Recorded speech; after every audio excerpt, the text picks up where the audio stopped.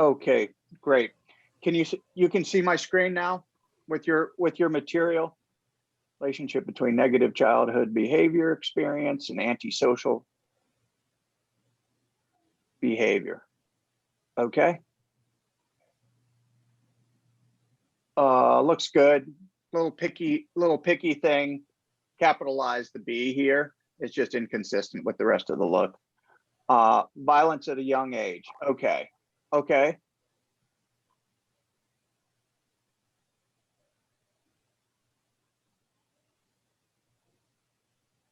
Okay, so I'm assuming that what you're going to do is this is the main point, and that you're going to talk about this research. It's not going to be just reading that sentence, but you're going to talk about this research by Renda and what he or she or that research group found, and what the kind of, like, the questions that I often asked in your research articles was, how does this contribute to the main funnel? So you're going to talk about, that's probably like how this gets talked about. Why is this important? So it won't be just that you share this one point. You're going to say how many, what the nature of this study is, why it's important, and so forth. Okay. Aggression and young, separation between a child and their parents. Okay. Little formatting issue. I see that you're switching back and forth between one kind of font and another. So get that consistent throughout. All right, so separation between a child and their parents. Okay.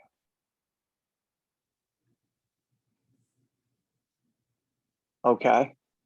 Yeah, I like how you're drawing down now from these more kind of adverse experiences to now how adverse experiences may influence antisocial behavior. So I'm hoping, like, in reading this, that you're going to take me more into that relationship as we go forward. Okay.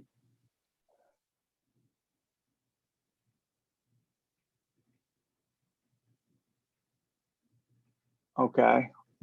Okay. So what I'm not seeing is what I just said that I was hoping to see more of.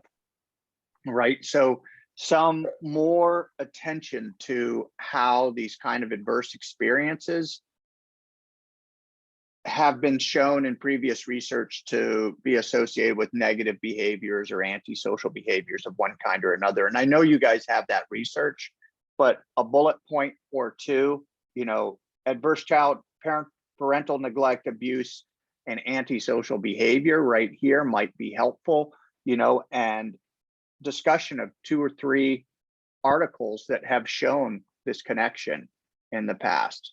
So far, so good. You guys know what I'm okay. And I think that would put a nice end to your funnel and set up your hypotheses. Childhood abuse and neglect leads to antisocial behavior in adolescence.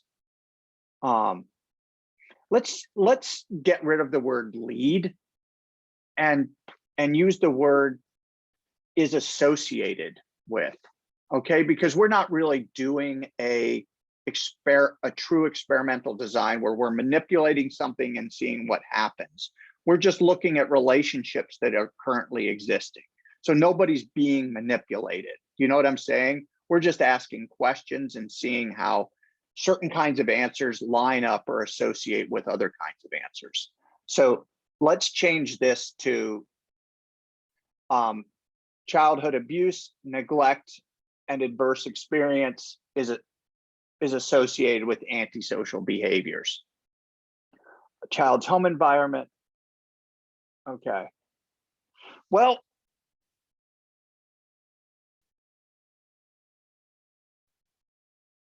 what, like, your two, did you have 2 hypotheses, one about home environment and one about adverse childhood, like abusive experiences? What were your those were the hypotheses that I just copied and pasted from our funnels. Okay. Well, this is where we can dial it in and improve your papers, because when, okay. hang with me just for a second here, because I keep files on all of you guys so I can just try and keep stuff straight.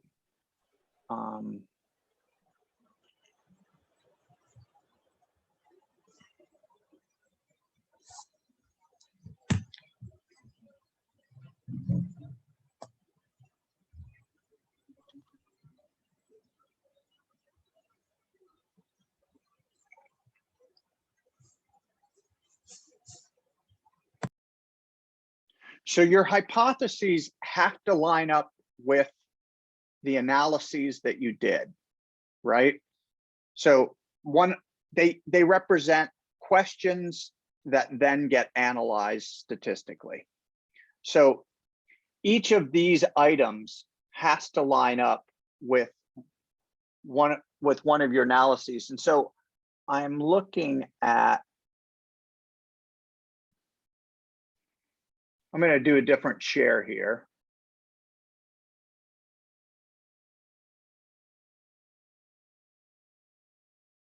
Okay, so you can see my whole screen now. So here's the results section that I sent you. And I think that like in hindsight, we looked at the question of whether people had ever been abused, yes or no, in child, so, and we decided not to deal with it. So you have really one hypothesis, and that's history of childhood abuse or neglect is associated with antisocial behavior in adolescence, just one, okay? What you do have are sub-hypotheses, okay? In other words, that's your big overarching one, and then we did a test.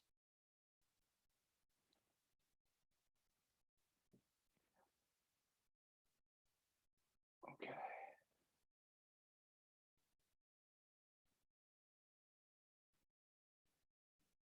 And for a second here.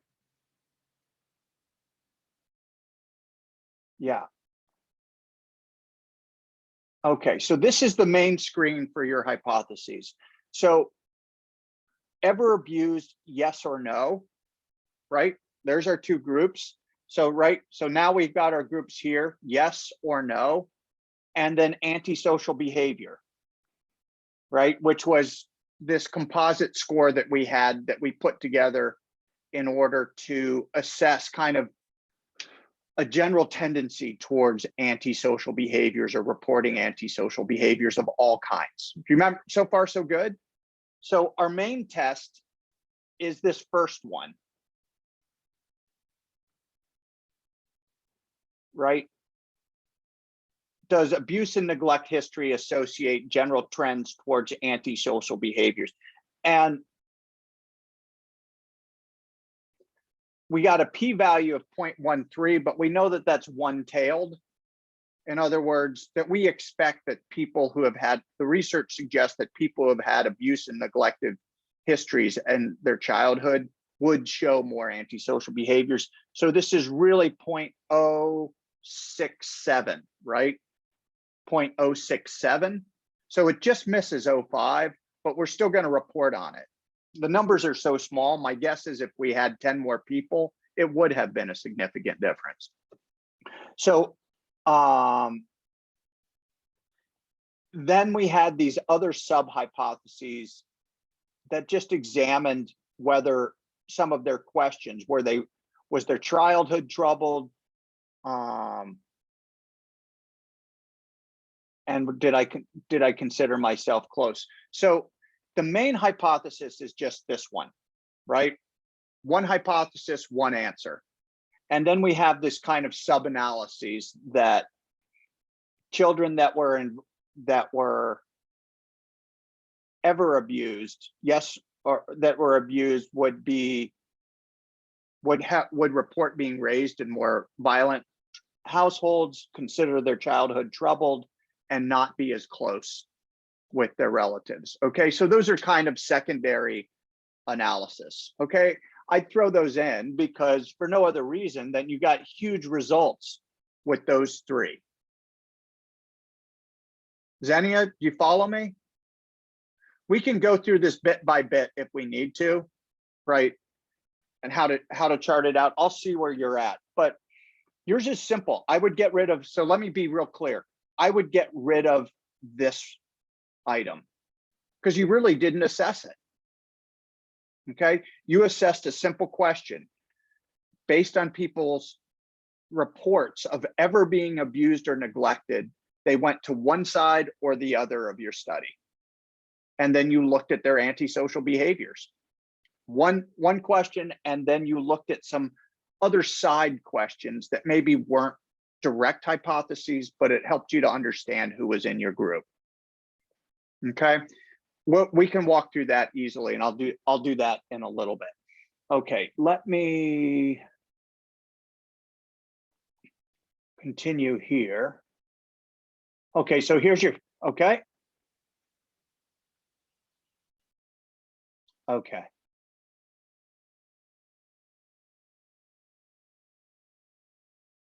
Okay.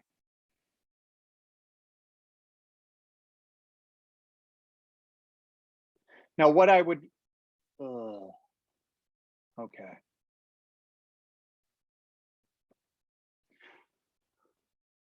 This should be methods, okay, not procedure. Or you can create a method slide. If you want to have a standalone procedure slide, that's up to you, but I got something to say about that in just a moment. But we need a method section that says who your participants are, right? Characteristics of, it should follow the paper that you've created or that you're creating, right? So participant section with some description of your participants, and then the materials that you used, okay, and a description of those. Okay, you can do that as a standalone. The procedure, what I asked you to try and do, and I think the example I put out there was try and create a picture. Instead of giving me these bullet points, give me a picture that I can see, right? So if I go to,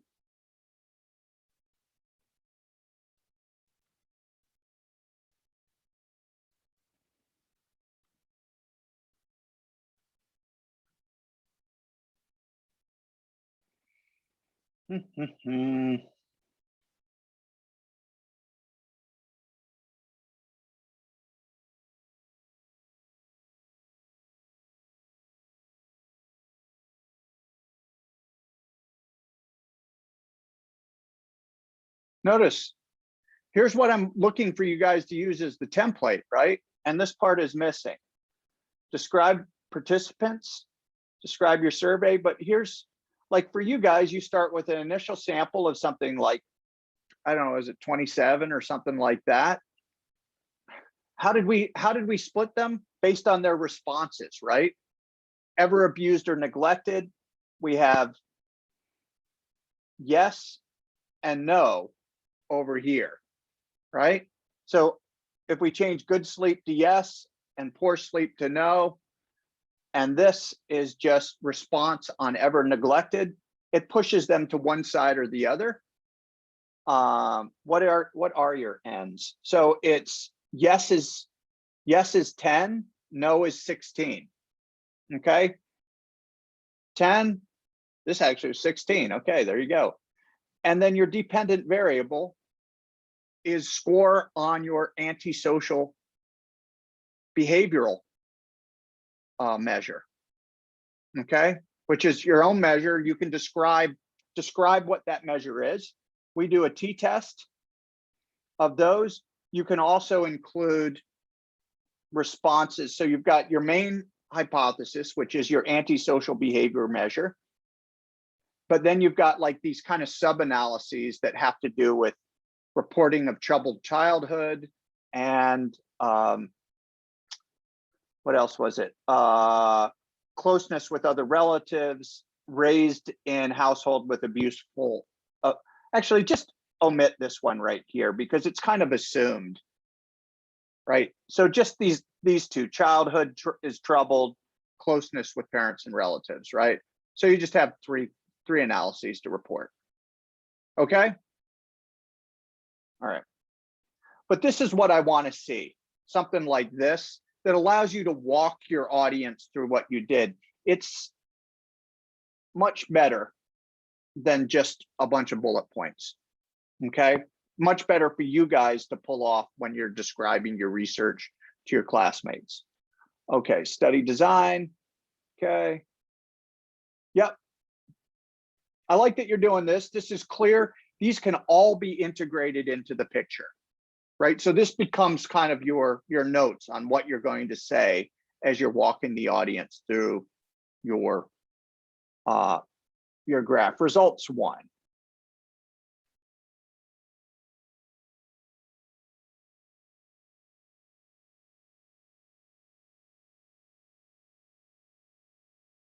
Yep, good.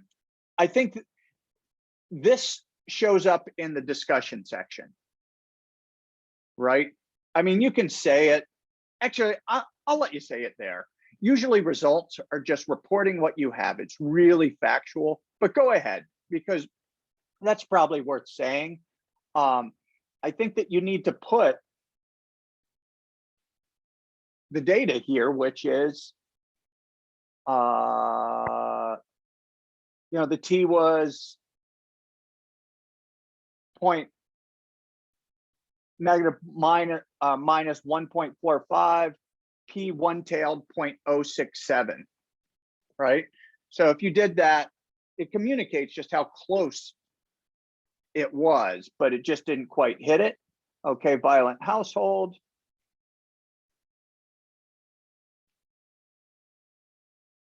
You're going to have to, this is like chart title.